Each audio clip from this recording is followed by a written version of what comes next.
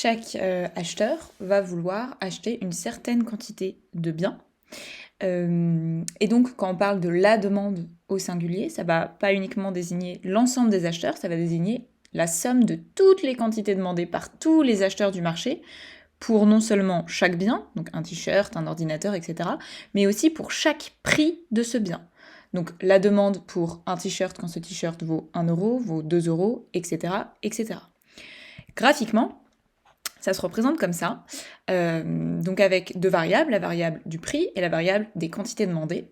Et on va dire donc que la demande, c'est une fonction décroissante du prix, puisque nos deux variables varient en sens inverse. Quand la variable prix augmente, la variable quantité demandée diminue.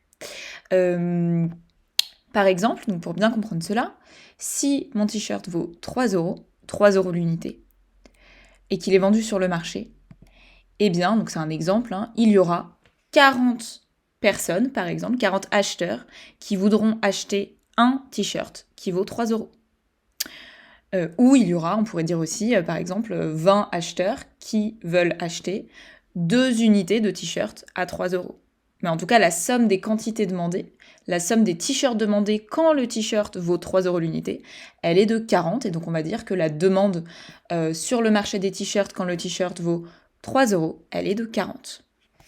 Maintenant, si le prix du t-shirt augmente et qu'il passe à 12 euros l'unité, eh bien je vais avoir moins de quantité demandée, je vais en avoir plus que 15, ce qui est logique puisque en économie, si on raisonne toutes choses égales par ailleurs, c'est-à-dire si on ne prend en compte que la variable prix pour étudier les quantités qui vont être demandées, donc si on ne prend pas en compte la mode, la météo, etc., eh bien on considère que quand le prix du bien, il augmente, eh bien la quantité demandée, elle diminue. Donc là, on est passé d'une quantité plutôt élevée de 40 à une quantité moins élevée. On est revenu vers l'origine ici, on a baissé nos quantités et pour arriver à 15 unités demandées.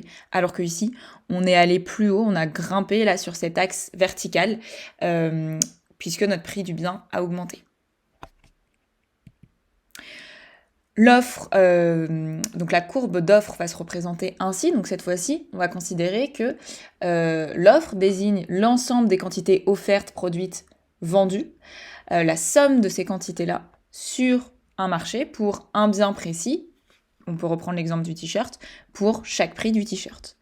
Et là, contrairement à la demande, la fonction de l'offre va être croissante puisque mes deux variables vont évoluer dans le même sens. C'est-à-dire que quand ma variable prix, elle augmente, eh bien ma variable quantité offerte, produite, vendue, elle augmente aussi. Donc si je reprends l'exemple du t-shirt, si le t-shirt est vendu 12 euros l'unité, eh bien je vais avoir pas mal de quantités qui vont être offertes, vendues, produites. Je vais avoir 40 producteurs par exemple qui acceptent de produire et de vendre un t-shirt chacun.